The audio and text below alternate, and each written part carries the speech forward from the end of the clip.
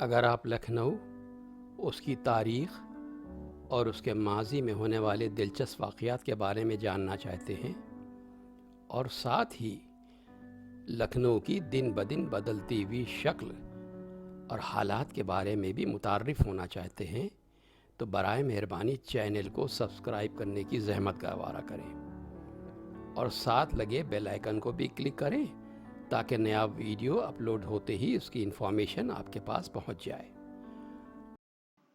پرانے لکھنؤ کی ایک جھلک۔ گو قدامت کے اعتبار سے دہلی کا پایا بلند ہے، مگر شاہی میں لکھنؤ پر بھی ایک ایسا رنگ آیا ہے جس کا نظیر چشم فلک نے کم دیکھا ہے۔ دہلی کے نصیب جاگے کہ اس میں پھر ایسا جشن ہمایوں ہوا۔ کبھی کسی تقریب میں لکھنؤ کو بھی یاد کیا جائے تو کیا عجب ہے۔ سر دست اپنے خیال کو گزشتہ صدی کے شروع کی طرف لے جائیے اور ایک عالی خاندان انگریز خاتون کے چشمدید حالات، اس کی ایک سہیلی کی زبانی سنیے۔ ہائے ہائے، کیا کیا لوگ تھے اور کیا کیا صورتیں تھیں جو خاک میں مل گئیں۔ جہاں آج لکھنؤ کا سب سے خوبصورت پارک ہے اور اس میں کسی زمانے میں محلات شاہی تھے اور اس میں آئے دن دھوم دھام اور جلوس نظر آتے تھے، جس میں سے ایک کا بیان سنانے کی کوشش کر رہا ہوں۔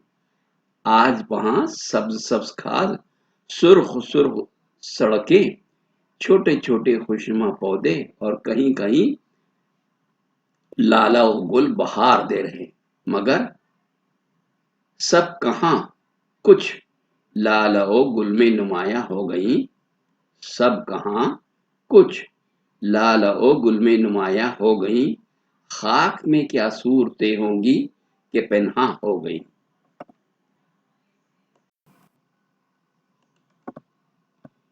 یہ ذکر اکتوبر 1828 کا ہے۔ میری ایک معزز دوست جو آج کل لکھنؤ میں مقیم ہیں، بادشاہ کے جشن تخت نشینی کی کیفیت اس طرح لکھتی ہیں۔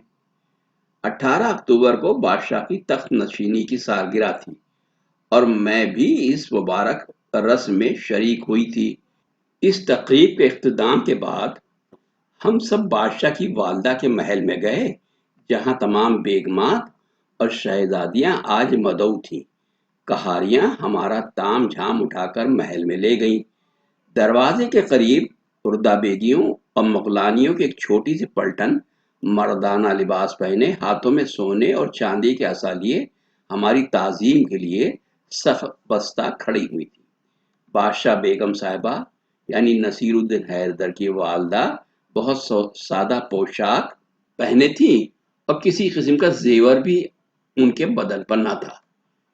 شاہ متوفی کی ایک اور بیگم جو بہت کم سن اور خوبصورت تھی ان کے پاس بیٹھی ہوئی تھی، مگر اس کا لباس بھی بہت سادہ تھا، کیونکہ یہاں کے دستور کے مطابق بیوہ عورتیں مکلف پوشاک اور زیورات سے اعتراض کرتی ہیں۔ بادشاہ حال کی بیگمات نہایت قیمتی اور نفیس پوشاکیں زیب تن کیے ہوئے تھیں، بیش بہا جڑاؤ زیورات سے لدی ہوئی تھی۔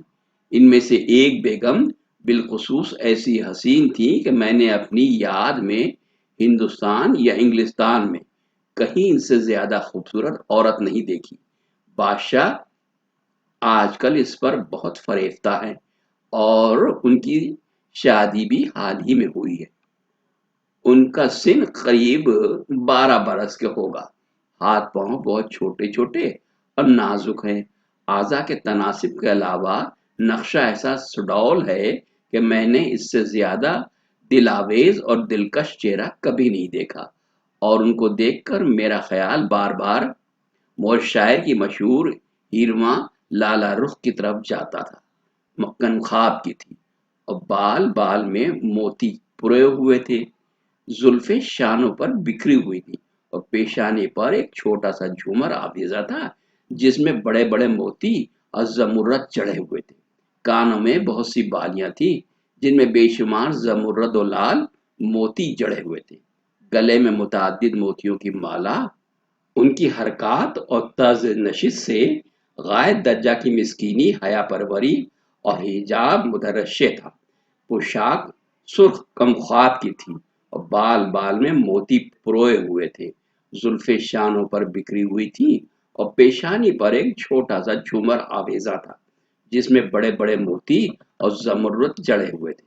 کانوں میں بہت سی بالیاں تھیں جن میں بے شمار زمرد اور لال اور موتی جڑے ہوئے تھے۔ گلے میں متعدد موتیوں کی مالاؤں کے علاوہ ہار اور کنٹے تھے جو ان کے حسن کو دوبالا کر رہے تھے۔ نت میں دو بڑے بڑے موتی اور ان کے بیچ میں ایک بیش قیمت زمرد آویزاں تھا۔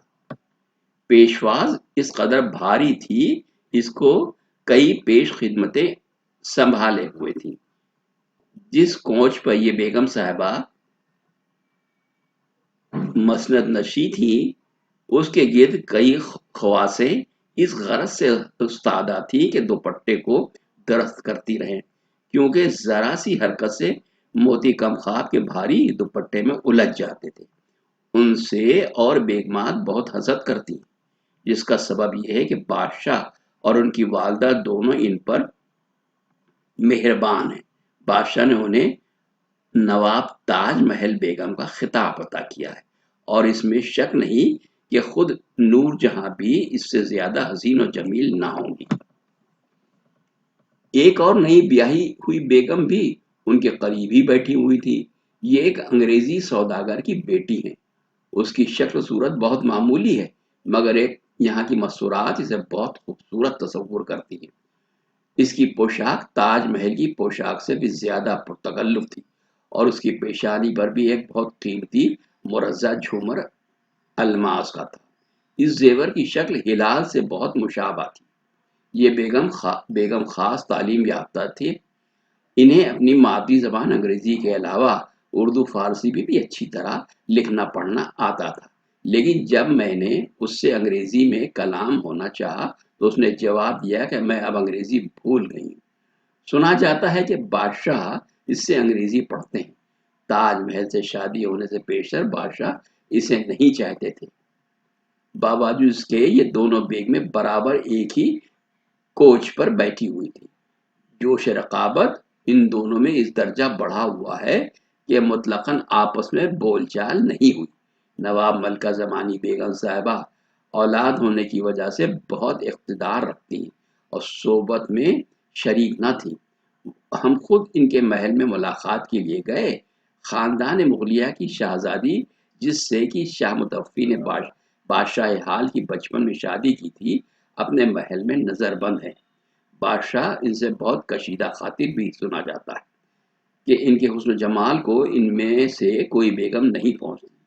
نواب وزیر اودھ کے بادشاہ ہونے کی اصل کیفیت یہ ہے کہ نواب سعادت علی خان کے انتقال کے بعد ان کے بیٹے مرزا غازی الدین حیدر نے اپنے نائب آغا میر کی صلاح و مشورہ سے شاہ دہلی کی اطاعت سے انحراف کیا اور سرکار انگلیشیا کی اجازت لے کر اپنی قلمرو میں سونے اور چاندی کا سکہ اپنے نام سے جاری کیا۔ غازی الدین حیدر کے دراصل کوئی لڑکا نہ تھا، صرف ایک بیٹی تھی جو اپنے چچاداد بھائی سے منسوب ہوئی۔ اس کے لڑکے کا نام محسن الدولہ ہے اور وہی دراصل وارث تاج و تخت ہے۔ بادشاہ نے بجائے اس کے کہ اپنے نواسے کو اپنا جانشین مقرر کرتے، یہ ظاہر کیا کہ نصیر الدین حیدر جو ایک حرم کا لڑکا تھا اس کا اصلی لڑکا ہے۔ یہ شخص آج کل بادشاہ ہے۔ انگریز حکام اس کے حسب و نسب سے اچھی طرح واقف ہیں۔ شاہ حال کی وفات پر جانشینی کا ضرور تنازع ہوگا، کیونکہ بجائے اصلی وارث فرید و بخت منا جان کے ایک لڑکے کو جسے کیوان جاہ کا خطاب دیا گیا ہے وارث مقرر کرنا چاہتا ہے۔ نواب منتظم الدولہ حکیم مہندی علی خان آج کل وزیر اعظم ہیں۔ حاضری کے وقت بھی ان کے ہاتھ میں تسبیح تھی۔ حاضری کے بعد بادشاہ کا پیشوان نواب کے سامنے لایا گیا۔ یہ بڑی بھاری عزت تصور کی جاتی ہے، کیونکہ رعایا میں سے کوئی شخص بادشاہ کے سامنے حقہ نہیں پی سکتا۔ حاضری کے بعد بادشاہ دوسرے کمرے میں گئے۔ یہاں پر ریزیڈنٹ نے حسب دستور بادشاہ کی دستار اتار کر تاج شاہی ان کے سر پہ رکھا اور بادشاہ تخت پر جلوس فرمائے۔ آج تاریخ جلوس کی سالگرہ ہے۔ کیوان جا لڑکا جس کا عمر 14 برس کی ہے، ایک بدشکل نیچ قوم کا لڑکا معلوم ہوتا ہے۔ اس کی حرکات و سکنات سے بھی کم اصل ہونے کا ثبوت ملتا ہے۔ اس نے سب سے پہلے بادشاہ کو نظر دی اور 4-5 خلط رقوم، جواہر، مرصع تلوار، ڈھال اور خرچہ ہاتھی، پالکی وغیرہ اسے عنایت ہوئے۔ اس کے بعد فرید و بخت جو ایک شکیل، تیز تباہ، ہونہار لڑکا معلوم ہوتا ہے، نظر لے کر گیا۔ اس کو بھی اسی طرح کا سامان خلط مرمت ہوا۔ اب نواب حکیم مہندی پیش ہوئے اور دستار میں